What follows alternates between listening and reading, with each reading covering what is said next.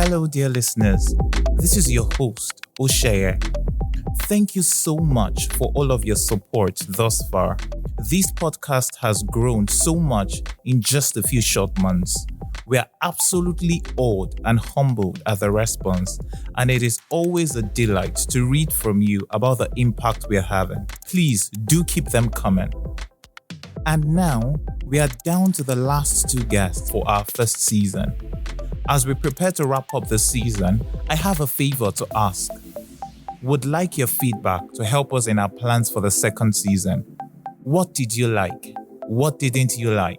What would you like us to start doing, stop doing, or even continue doing? To get your responses, we've created a simple form. Please check the show notes of this episode for the link and our social media pages at OriginsAF on Twitter and Instagram. Or you can simply type bit.ly,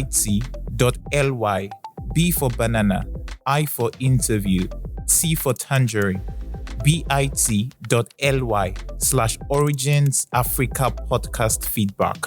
Origins is with an S, so bit.ly/Origins Africa Podcast Feedback right now to access the form. We are also considering starting a newsletter, which would include the transcripts of each episode and perhaps also 3 things I learned from each guest interview. If it's something you'd like, please let us know on the same feedback form and also share your thoughts with us on some of the things you'd like us to consider for the newsletter or any other ideas generally. I look forward to receiving your responses. The link again is bit.ly/Origins Africa Podcast Feedback.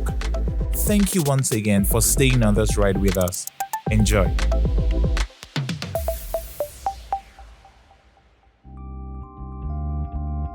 I left Ilorin with a single-minded focus at a good Lagos. Honestly. I remember that it was late, it was raining. I symbolically actually say, hey guys, I'll see you later. Almost like just saying, guys, hey, I'm going for my dreams. Yeah. That's how I came to Lagos on my own. The only thing I came with were my credentials and my dreams. My father told me life is not a bit. This is Origins Africa Podcast, where we explore the origin stories of people who have made and are making their dreams come true, asking the what, the when, the how, and the why. I'm Osheye, and on the first episode of our chat with Yemi Faseun, a senior human resources executive and the current head of HR at Globacom Nigeria, we explore Yemi's early years, his desire to be successful, driven by a great fear of failure, and his journey to Lagos in pursuit of his dreams.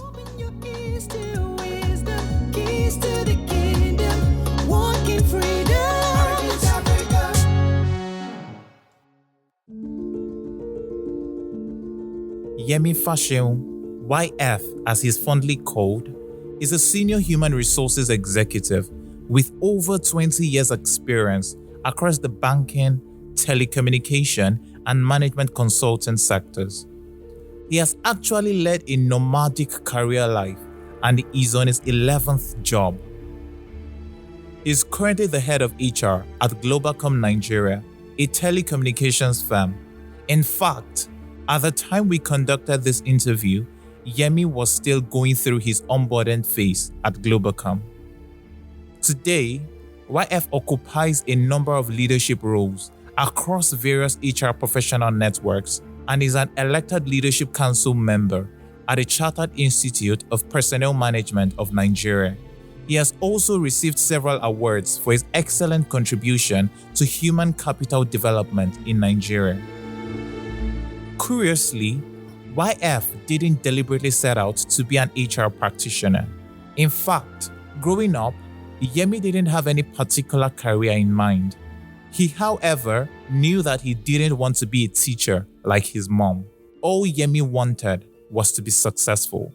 All I wanted to do was just get to the corporate world and be successful.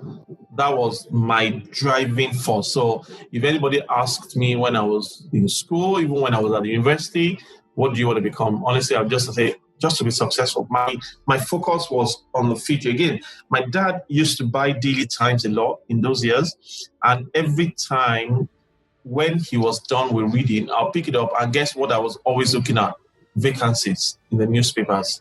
Just looking through the qualification, things required to be able to get jobs and be successful. That was my focus. So I was always reading those vacancies and thinking, okay, yeah, when I at such a young age someday. Yeah, before I go into the university. Absolutely, before I go into university, I was always reading the newspapers. My father, I did Daily Times newspaper, my dad bought. And my concentration, I can't remember reading any other thing except vacancies. I was just fixated upon being successful in the corporate world. I didn't want to be a teacher like my mom because I didn't think teaching paid the bills. You know what I mean? So I just didn't want to be a teacher. So concentration was get out, do well, and then go find your own level in the corporate world.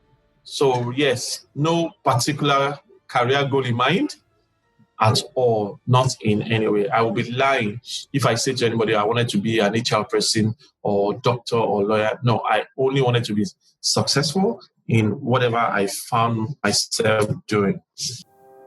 Yemi's desire to be successful was driven by a great fear of failure growing up. But what triggered this fear? Like I said, I didn't grow up in an environment where we had everything. It was prompted by the fact that, we didn't have everything we wanted at home. And I didn't want that to continue. There were times we didn't have enough. There were times we didn't have at all. Reality. So I just wanted to, how do I put it now? I just wanted to not continue in that cycle. And I thought, yes, being successful was going to help at least to deliver more to myself and ultimately to the family that I'll be bringing up as well.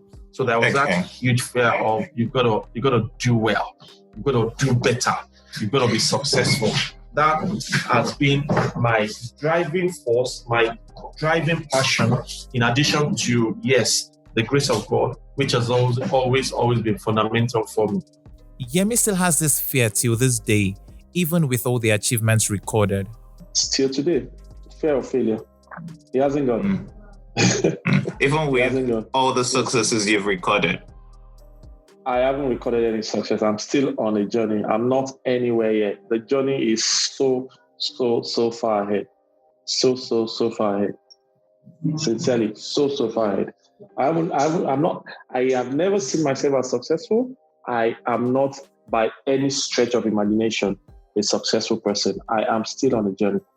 What's success to you? Okay, so success to me is multidimensional. Mm-hmm.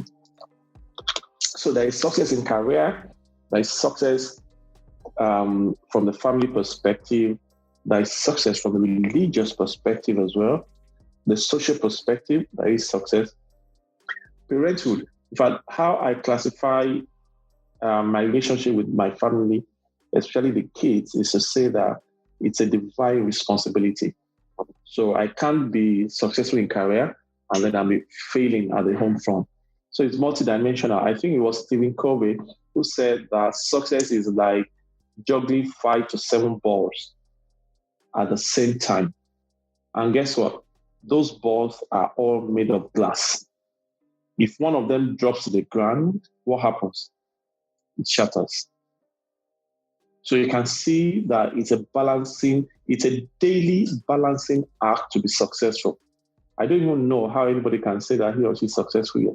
Not me. No, the journey is still a lot far ahead of me. What helps you in juggling these 7 different glass balls? How are you able to maintain some form of balance? Remember when we started this conversation, we started from the grounding at the home front. Yes. When I was growing up. I think that has helped greatly. Not deviating too much from the foundation has really, really helped. If one recognizes that at the core, of everything we want to do or achieve is God. And the way I have defined God, G-O-D, is to say grace on duty. I accept, I realize in my entire being and totality that nothing I have become or becoming or will become is outside of the grace of God, G-O-D, grace on duty. Nothing at all. Once we come to that realization that, hey, it's not of you because you are running, or it's not because of you because you are smart, not because of you because you are swift, that everything is predicated on grace, then it probably just makes things a bit easier. So at times we win and celebrate. At times we lose and we go through the motions. And then at times life is just a draw. But in all instances, we keep taking the learnings with us. In Yemi's words, he grew up in a harsh, narrow, controlled Christian way. By that, I mean, being an only son, my mom did not spare me the rod. She was a teacher, retired as a teacher, and a great disciplinarian, and also a very strong spiritual grounding.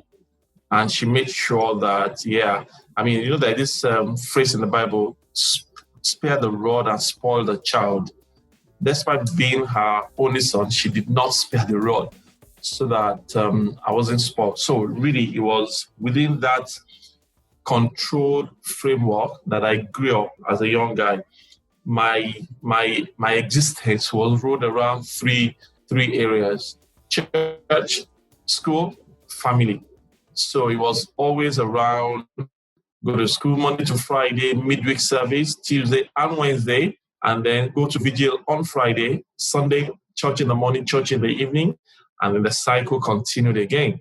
So on a number of occasions, I remember that my mom woke me up in the morning with a cane because of something I did wrong or didn't do well the previous night. So it was a harsh, narrow Christian way kind of growing up for me.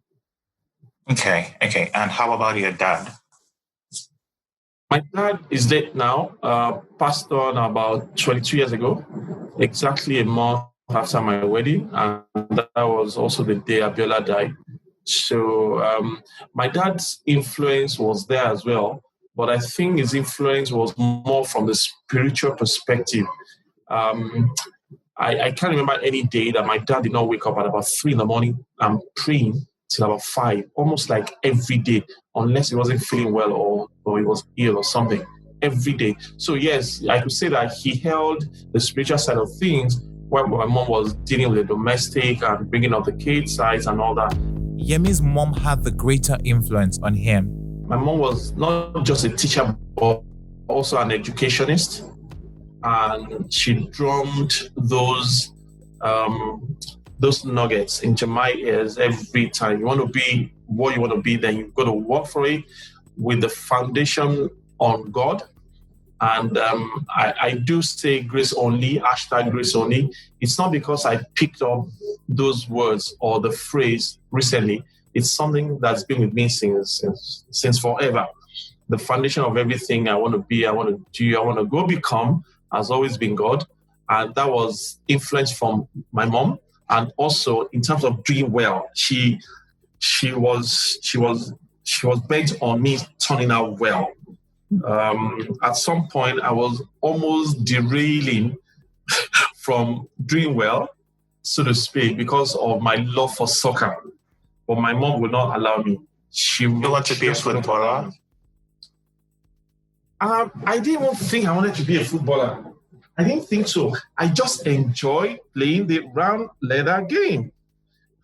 I just enjoyed it. Honestly, I mean, I was a standing 5, a defender, because of my height and all that. When I was in primary school, I was a goalkeeper.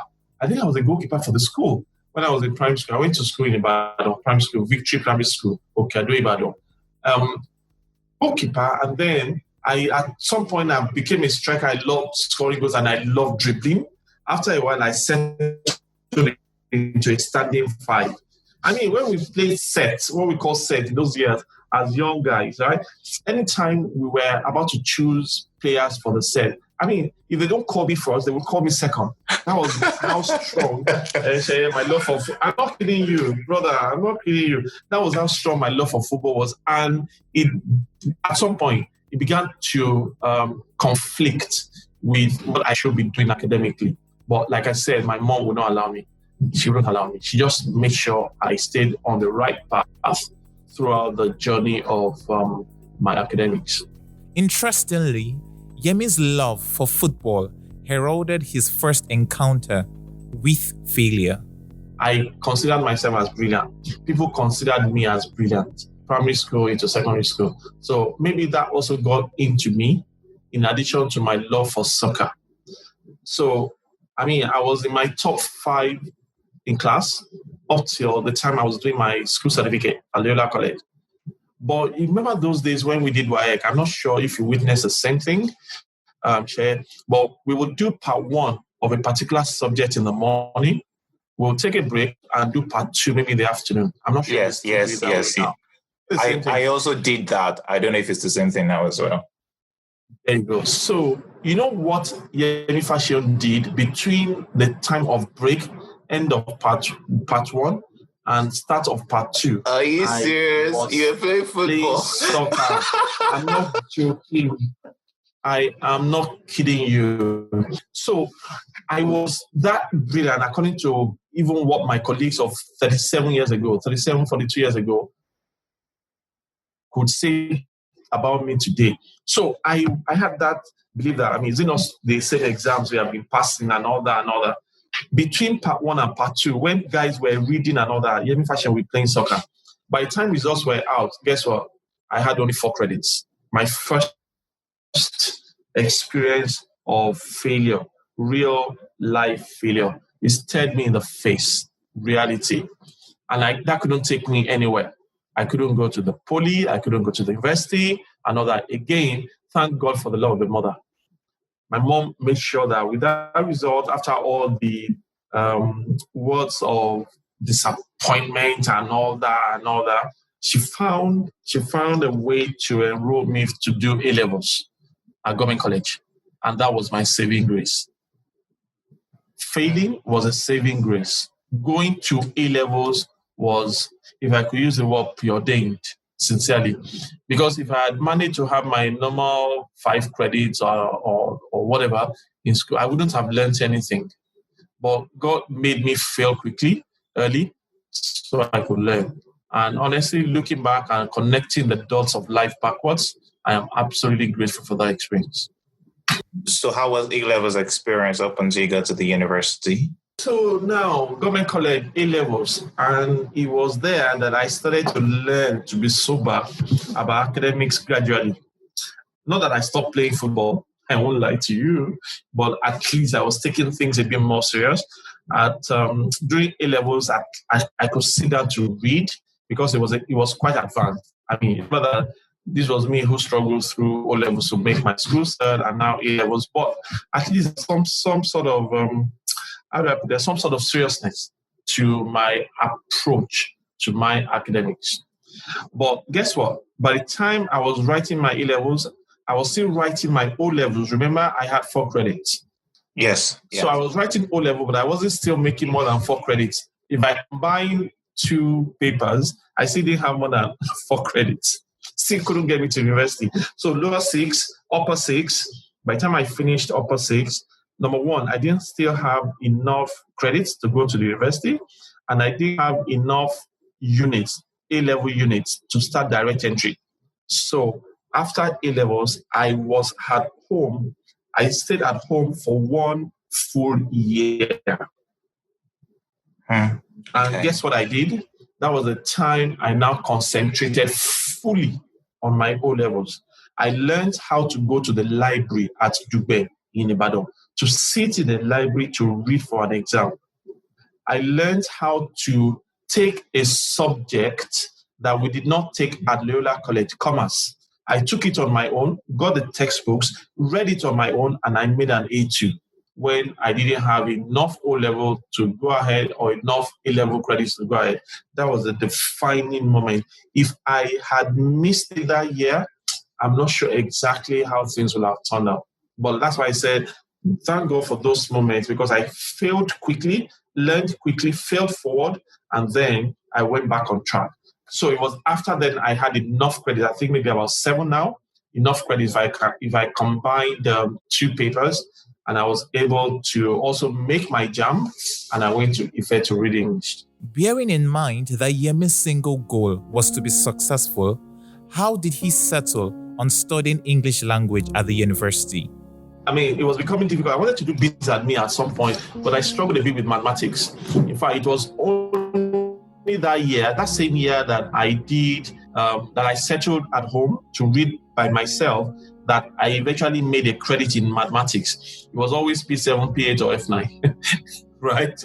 But the year that I settled down, the same year that I made my commerce on my own, was the same year I settled to write mathematics, and I made it. So I wanted to do, but I was like, my mathematics wasn't strong enough for business admin and economics and all that. And yes, my communication skills were already noticed or noticeable at that time.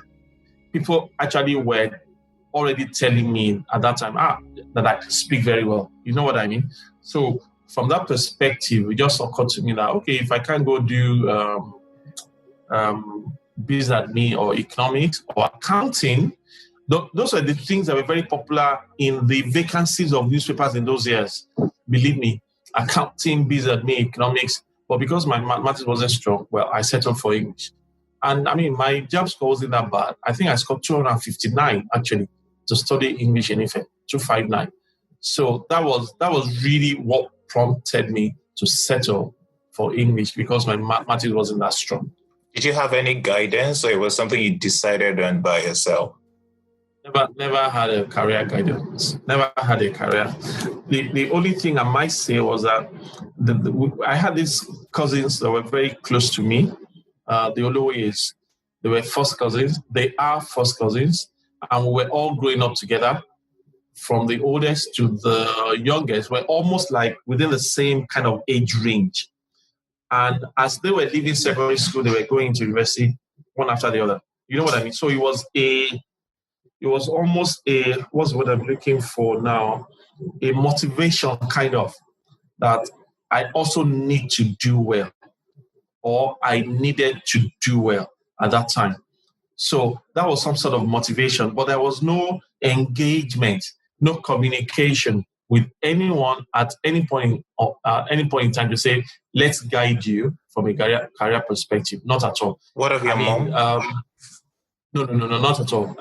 I'll tell you something about my mom from a career perspective. So when I finished in Ife, I went to do my youth service in Ilorin, and I think I went for, of course, it was a year. By the time I was done, when I got home, my mom had gone to pick up application forms into 2 commissions in Oyo State: the Teaching Service Commission and the Civil Service Commission. Okay.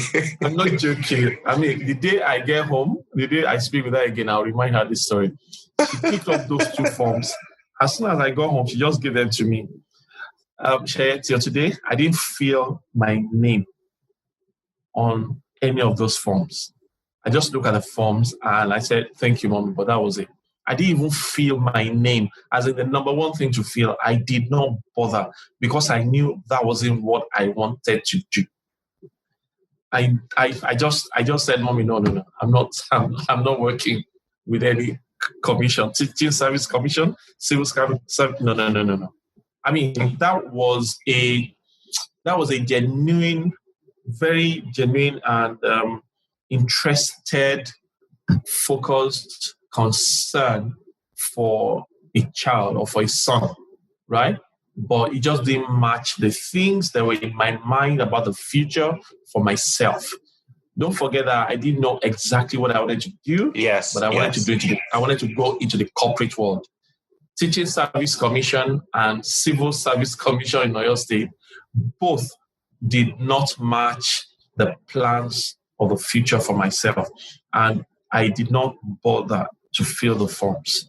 So to that extent, some influence about, I'm thinking about you, son. You need to do well. That was there, but it didn't match my aspirations for myself. Okay. So you settled on English and then you got into the university. How was the experience? Did you lose interest? Was it something you found interesting? I know in 200 level, you mentioned you wanted to switch to law. Yeah, so it was interesting. But the interesting part of it was this. Because I had failed, that failure propelled me a lot towards being successful in Ife. That's the truth. If I hadn't failed, like I said, I probably would have gone to university at a younger age, maybe with average grades, and then I would have gone to play, to continue my soccer moments, if you know what I mean. But because I had failed, I'd done A-levels, I knew what it was to do A-levels and stay at home for 1 year when your mates were already in year 3, was when you were going to year 1. I wasn't gonna take it lightly on myself. Before I started lectures, one or two of those my cousins that I mentioned, they already had the school handbook at home. I was in their house in Ife waiting to resume. I lay my hands on the school handbook and I chewed it from cover to cover. I remember this was in 1986 now. I remember it was a green colored cover. I chewed it, and before I started lecture, before I started registration, before I started anything in Ife, I knew exactly how to calculate my GPA. I'm not kidding you. I knew how many courses I needed to do per semester, the units of the courses, and the grades that I needed to make a first class, to make a 2-1, to make a 2-2. During those years, first class started from 4.5, 2-1 started from 3.5, below 3.5 was 2-2 up to, I think, 1.5 or so. But I stayed my mind on not below a first class. I just wanted to make a first class because you remember I had lost time. Yeah. So this wasn't going to be a time to play. So I read the handbook cover to cover. I knew how to calculate my GPA before I started lectures. So part 1, I had 4 A's and a B+. First semester. Second semester, part 1, I had 4 A's and a B. So I was comfortably on a first class track.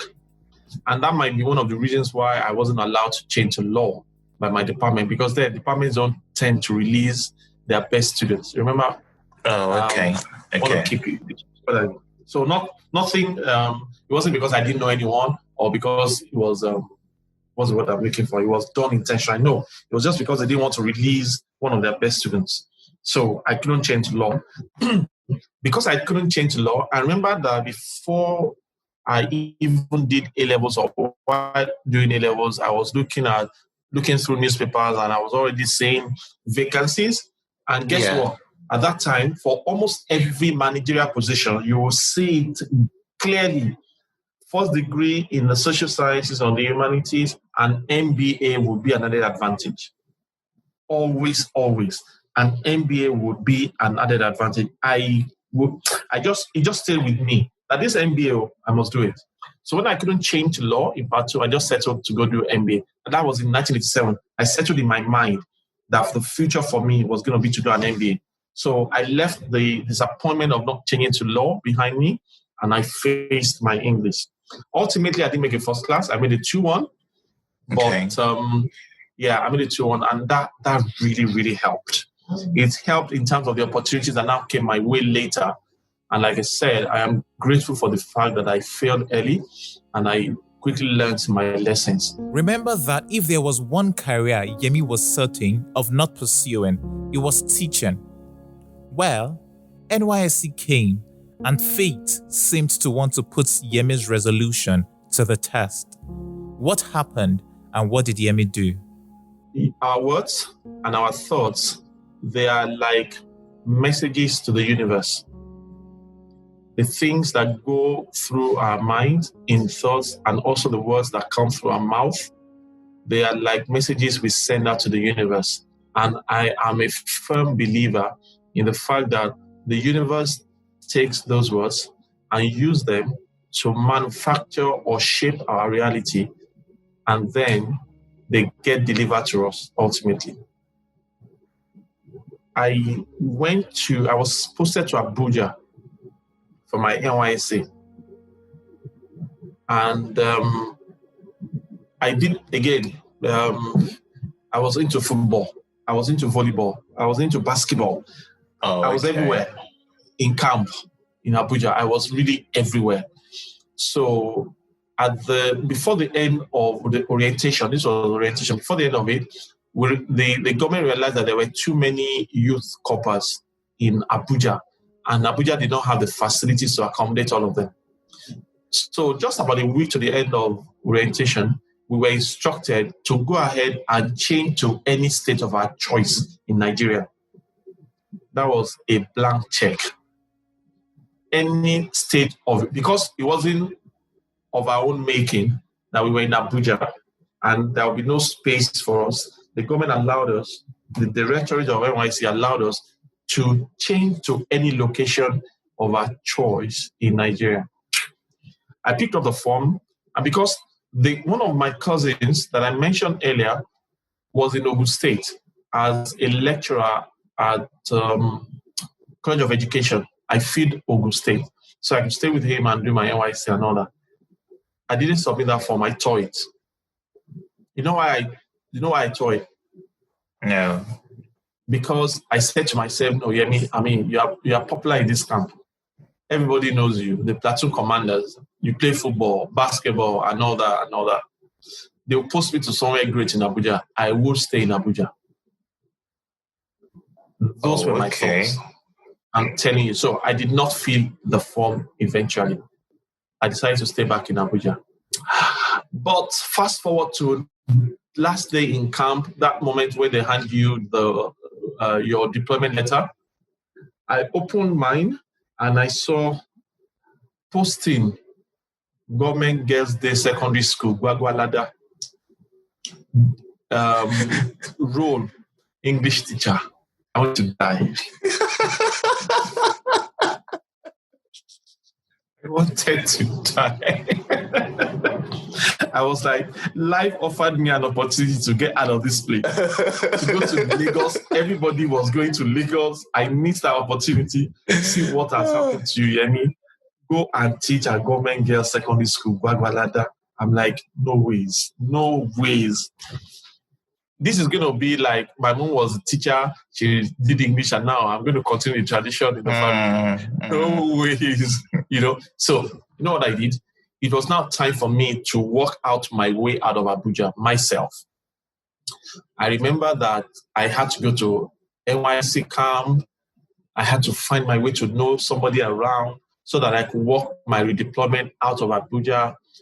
I paid 40 Naira. I remember clearly. I paid my way through 40 Naira to be able to get that done. And ultimately, I was posted to Kwara State. So you settled that you're not going to take that teaching deployment? No. I was so sure in my mind that I wasn't going to. It was an incontrovertible conviction in my mind that no, that teaching ain't for me. Right? Okay. So I found my way to Kwara State, traveled down to Ilorin. The first place that I was posted to when I contacted NYC in Ilorin was Ilorin local government to be the PR, public relations officer. I got there, gave them my letter. They rejected me. They said they didn't have a space. It was, again, now my prerogative to look for where to do my NYC so that I'll get accepted. And then those guys will write NYC, and if you know the process. Yeah, I do. So, okay. That's how I strolled into the University of Ilorin. I strolled into the English department, gave them my credentials, 2-1, Ife, NYC. They've been looking for an English teacher, lecturer this time, so it's better than teacher. is in the university. Okay. So I'm like, Yemi, okay, you're going to be in the university environment lecturing as a copper. Not bad. Better than teacher at one government girls' secondary school. I settled for it. I settled for that role. And I did my NYC. I was teaching GNS to Part 1 students as a copper. And then before the end of that year, the university offered me part-time lecturing within the university. And that meant that I was not only teaching GNS to year 1, I was also teaching year 2. And I think year 3 at some point, some phonetics and phonemics and structure of English language. So that was good. I remember what I wanted to do because I couldn't do law. Remember what I wanted to do? An MBA, right? Yes. Where else would life have offered me that opportunity if not within a university environment? Did you see how things were orchestrated? Yeah. Like I said, when we have those thoughts and we speak those words, they are messages to the universe. The universe just takes them and uses them to frame our reality. Time went on. I didn't get that admission the year after I finished youth service, but I stayed behind because I was doing part-time lecturing. I was an idol, remember? And then in addition to that, I was teaching extramurals to secondary school students who were writing exams and all that. So I was making some good money. I was coming from Ilorin to Alaba to come and buy hand sewing machine, and I will take it back to Ilorin to sell. So it wasn't bad at all. Hand sewing machine. Hand sewing machine, it was just launched in 1992, 93, about that year. It was operated by batteries. You could use it for sewing small things, curtains and small tears on clothes and all that. And it was quite popular. And CNN was helping me because they were advertising it. So I was coming to Alaba here in Lagos. I'll go back to Ilorin to sell, and I was making cool money. And I was lecturing. And then at some point, I got to, I'm not sure if I should share this story to the world. I got friendly, and I was actually dating the niece of the coordinator of the MBA school. Do you think it was going to be easy for me to get that admission or not?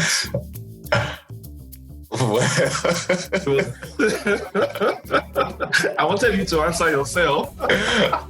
It was easy peasy. I mean, not that I didn't have a qualification. It was highly competitive in those years. I must tell you, if Unilag, Ilorin, UIMB, very competitive. But because of my close affinity with the center of activity concerning my admission, I like how you put that. Close affinity with center of activity concerning the admission. It was going to be easy. That was how I got the admission to read MBA. Sincerely. I mean, it was in 1987 that I settled my mind to say I'll do an MBA because I couldn't do law. It was in 1992 that dream or ambition was finally fulfilled. Mm-hmm. Okay. That's why I say to young people, spend time in the future. Focus is important. Know exactly what you want out of life. It might not turn out exactly the way you wanted it. It might be different in another form or shape, but ultimately, life answers to our focus and our dreams and our ambitions and our thoughts as well. So we need to be careful of the things that are on our minds because, eventually they always do come to pass. So that's the MBA story. Just to draw on that point a bit, so by focusing on the future, your experience, for instance, it wasn't that you had the whole picture. It wasn't like you had it all clearly stated out. You only knew the next step, the next step, which was getting the MBA, even though you weren't clear on what exactly you're going to do specifically with the MBA. Absolutely. I mean, just about a couple of weeks ago, I did say that nothing great was ever achieved in a perfect state. I mean, I have it on Facebook somewhere. One of my posts about a week or 2 weeks ago. Nothing that we've achieved or nothing great was ever achieved in its perfect state. And I think it was Mark, I think it was the Facebook guy, Mark, who said something around, don't wait until the idea is fully formed. Just start from somewhere. And the best place to start, if you ask me, is from the mind. Okay. The mind is man's fiercest battlefield. Most things that we can win in our minds, we might be able to win ultimately.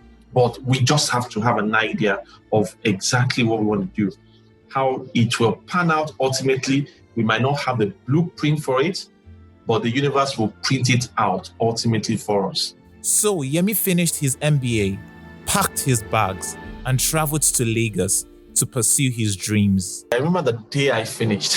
No, not the day I finished, the day I left Ilorin. If you are familiar with the highway between Ojo in Ibadan and Iwo Road, my house in Ibadan is somewhere along that expressway. But I left Ilorin with a single-minded focus at the good Lagos. Honestly.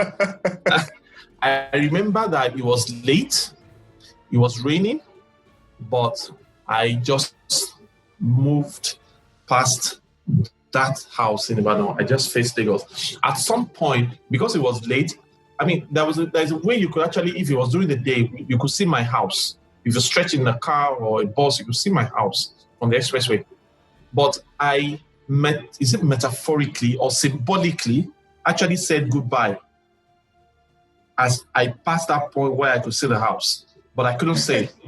I symbolically actually say, hey guys, see you, I'll see you later.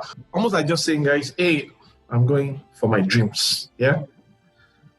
That's how I came to Lagos on my own. The only thing I came with were my credentials and my dreams. Nothing else. Nothing else. Of course, grace of God. I must not always forget to say that. Grace of God. I just said, okay, this is it, let's go. So MBA done, it's time to go to that corporate world. Remember that one had envisaged. In just a moment, we will explore what happened after Yemi arrived in Lagos in pursuit of his dreams. Stay with us. I'm Oshaye, and you're listening to Origins Africa podcast. Hello, dear listener. As we prepare to wrap up this season, our very first, I have a favor to ask. Would like your feedback to help us in our plans for the next season. What did you like? What didn't you like? What would you like us to start doing, stop doing, or even continue doing? To get your response, we've created a simple form.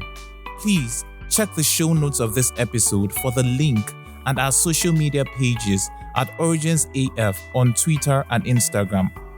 Or you can simply type bit.ly/Origins Africa podcast feedback right now to access the form. BIT, B for bread, I for interview, and T for table. bit.ly/Origins Africa podcast feedback. I look forward to receiving your response. Let's make a difference together, one origin story at a time. Thank you.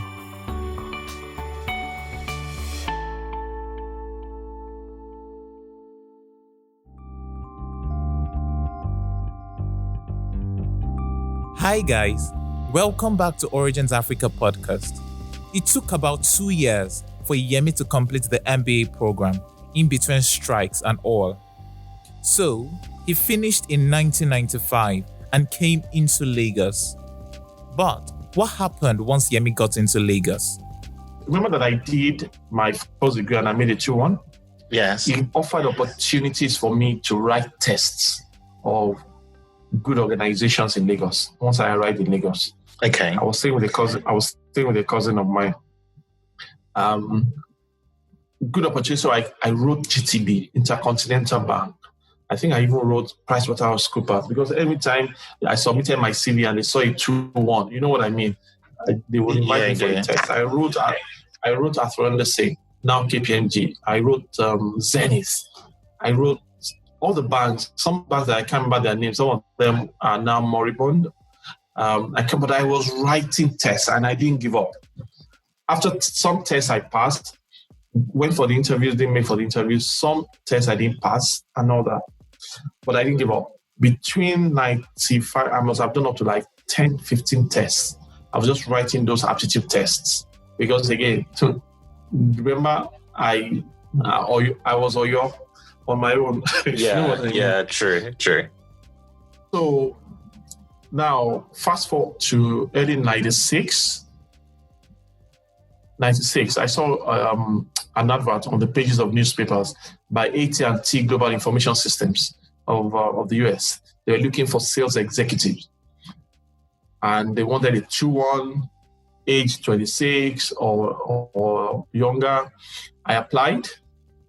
I was shortlisted, went for the interviews, and that's how I got the job.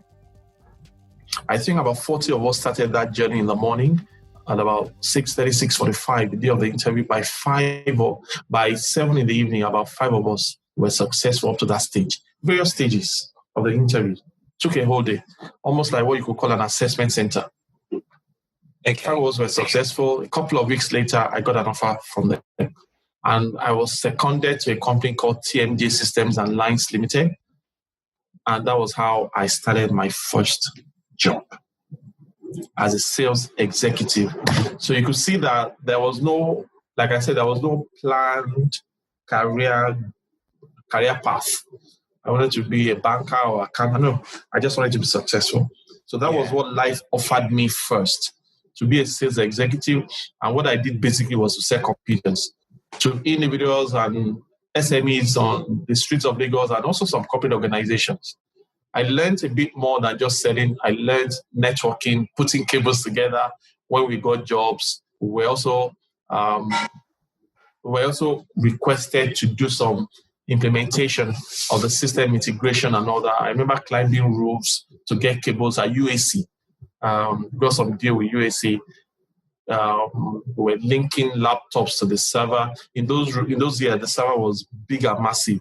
It has its own room, with the ACs and all that. You connected all the servers to the systems and all that. But that was in 96 now. But that was my first job. And I did it. And I loved it. I gave my best to it until I became restless. I was looking for the next thing. After about a year, I was looking for the next opportunity. So all along my career, I've been kind of restless. And I think I'm on my 11th job right now. So, yes, I've been restless. The way I describe myself is that I've been nomadic with my career. I've been a real nomad, honestly. So, but hey, no regrets at all.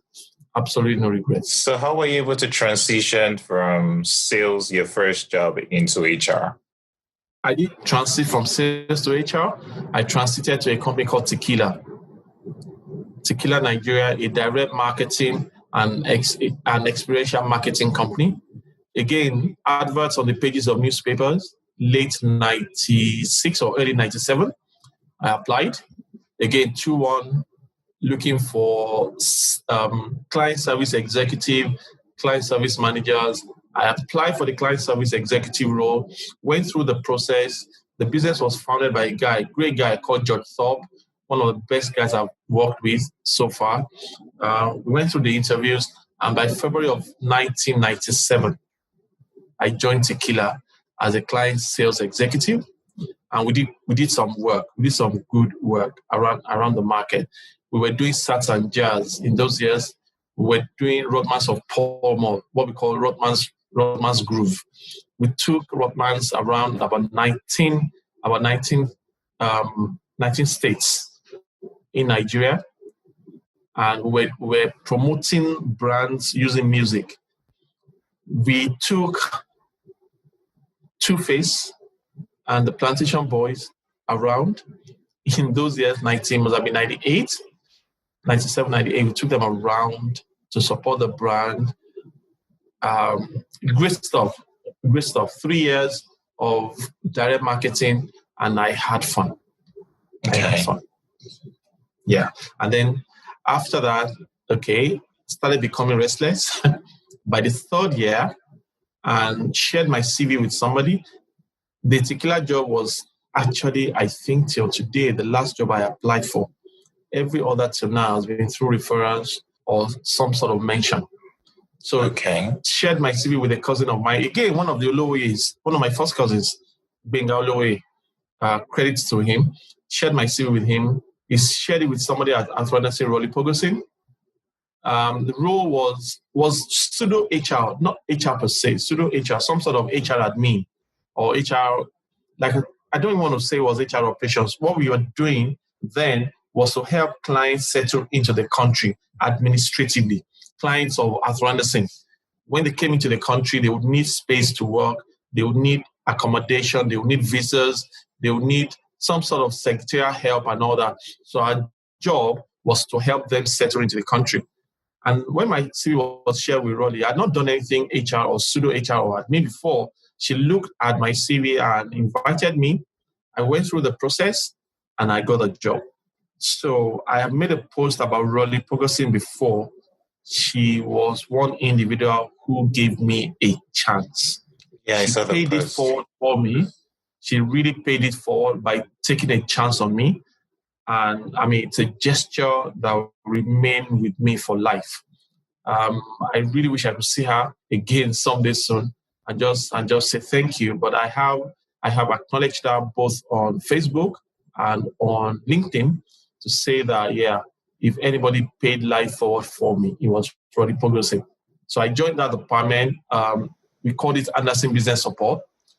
But I didn't spend more than 6 months there before Sheyi Bikested, the then country managing partner, called me after 6 months one day and said there was an opportunity at executive selection and training.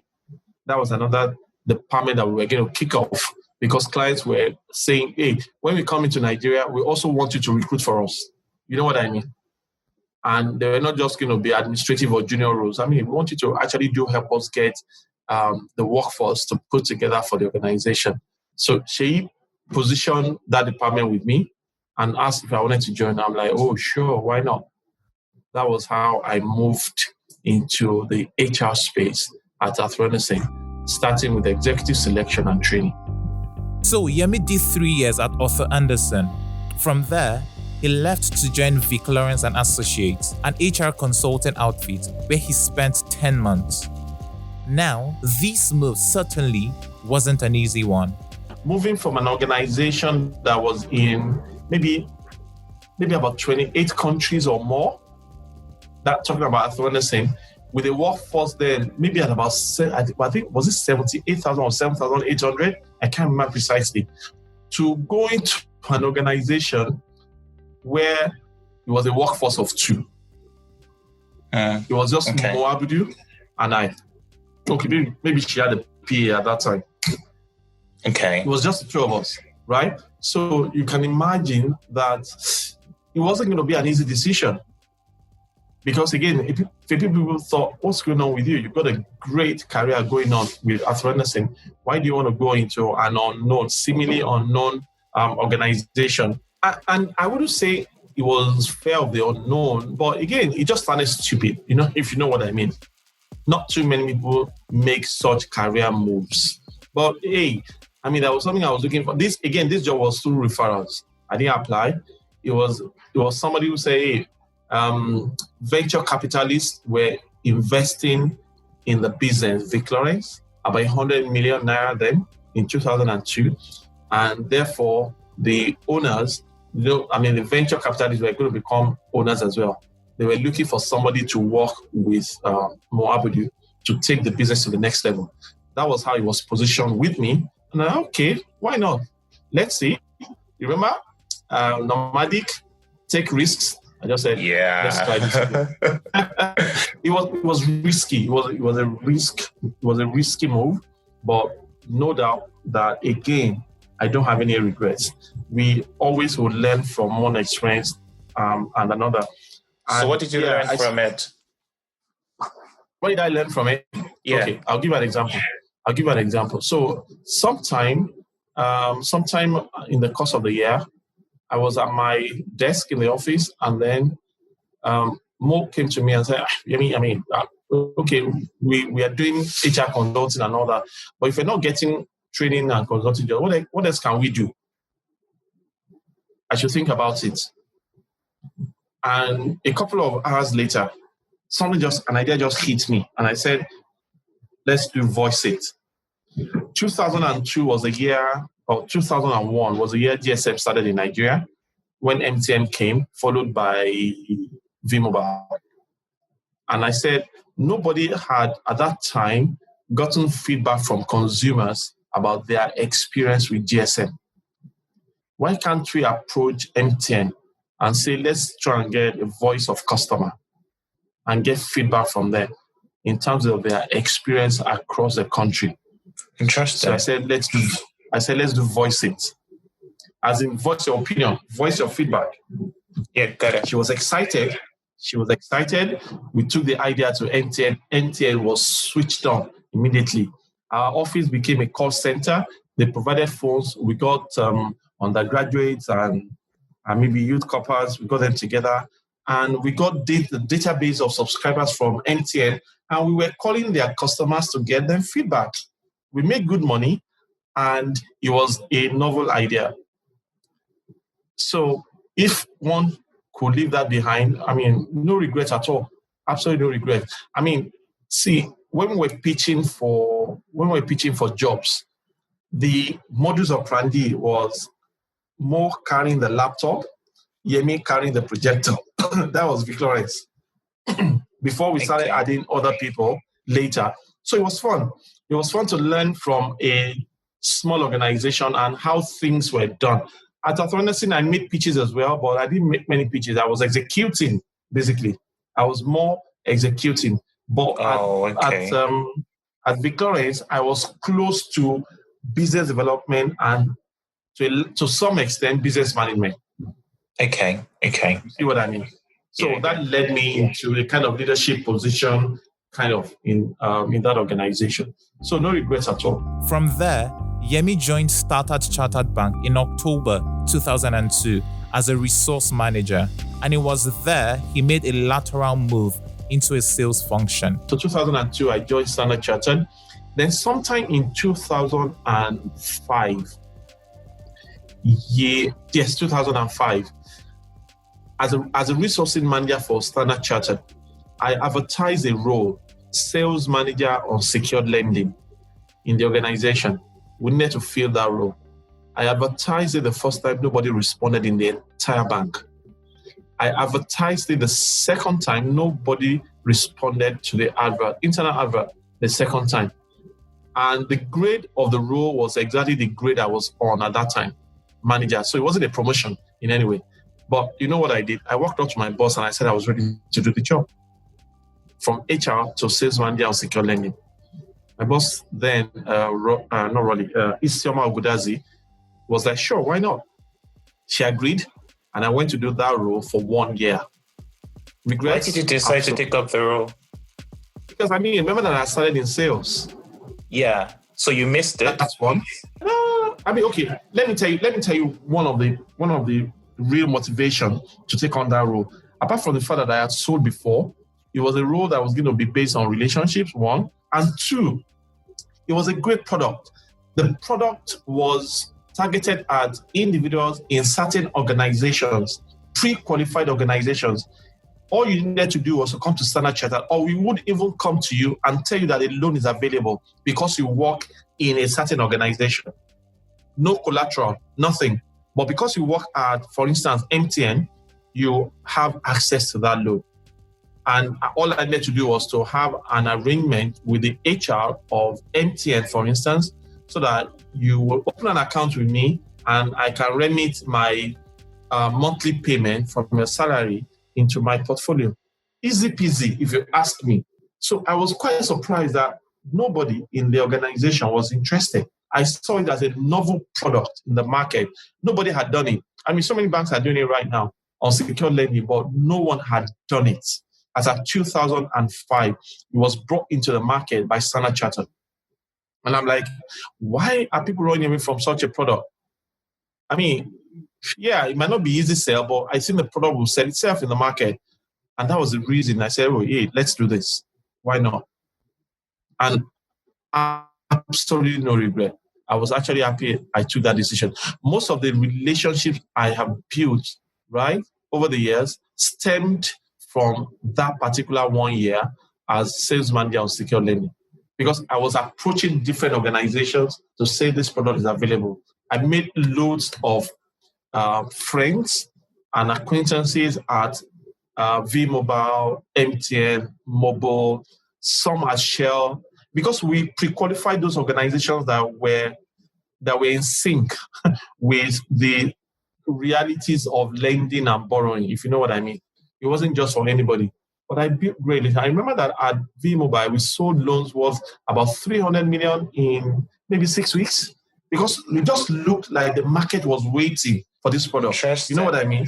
Yeah, I do. Honestly, the market was waiting for it, and we just bombarded. I still have great friends that I made in those years till today, based on that experience. After that, from Standard Chartered, again, I was approached by another owner-managed business at People Temp. Yemi, I want to take my business to the next level. Do you want to work with me? This was Nick D'Souza at People Temp. At that point, I was actually looking out of Standard Chartered. I was already looking out. Again, restless and all that. And it came timely, 2006, about early 2006. I'm like, okay, sure, let's do it. Why not? The office was going to be at Ikeja. Maybe I need to take a break from coming from Ikeja to the island. I'll just move from Omole to Isaac John at GRA. Not bad. I mean, maybe it will give me more time for family. I just had my first daughter at that time. I'll be able to drop her in school. Her school was at GRA, and then I'll be able to also make the office and all that. So it was good. I've not at any point in time till today actually moved into a job because of money. There have always been other considerations, sincerely. Always been other considerations. People Temp was 1 year. After a year at People Temp, I joined Stanbic IBTC. Stanbic IBTC as head of HR. I was a senior consultant, again, helping Nika to manage the business at People, and then got a call one day for an opportunity at Stanbic. It wasn't Stanbic IBTC then. The merger had not happened. It was Stanbic. It was Stanbic Nigeria, Stanbic Bank. Joined them as head of HR. So this was your first head of HR job? Absolutely. Like, how was the experience? It was fun. But I was, after a while, sometime in the course of the job, I was a bit politically naive. And the fun stopped. Do you want to talk about it? Do I want to talk about it? No. It's okay. So this is what I say, that as we go along the journey of career, right? At the beginning, your IQ will be very important. And IQ speaks to what you can do technically, your technical competence, ability to deliver on the job, right? But as you grow up the ladder, you will need to do more than just that. You need EQ. You need emotional intelligence. You need to know how to work with people, get results through people, and all of that. Again, as you continue, especially when you now go into leadership position, your PQ must be added to your EQ. And that's what I call political quotient. And political quotient simply is your ability to understand the environment, the organization you work in, and the different individuals you are working with, also at the leadership level. Understanding that space could make or break anyone. And I'm not saying that people should play politics, but what I'm saying is that we need to be more politically aware when we are getting into leadership positions. Was I that politically aware? I don't think so. Did it ultimately affect my fund stopping in that organization? Something like that. So, how was Yemi politically unaware, and how did it cost him his job at Stanbic? What are some of the mistakes Yemi made and key lessons he's learned in the course of his career journey? Find out next week on Origins Africa podcast. Thank you for listening to our show this week. If you liked it, do leave us a review, a comment, and share with your friends. Tell a friend to tell a friend to tell a friend and to tell another friend. We would also love to read from you. So please, do send us a tweet or leave a comment on Instagram at OriginsAF. You can also write to us at originsafricapodcast@gmail.com. Remember, do subscribe at wherever you get your podcast: Google Podcast, Apple Podcast, Spotify, YouTube, SoundCloud, amongst others. Our sound producer this week was Tumisha Jani, and the theme song was composed by Just Ritimi. I'm Oshaya, and you've been listening to Origins Africa Podcast. Bye for now. My father told me life is not a bed of roses. You gotta put your way to the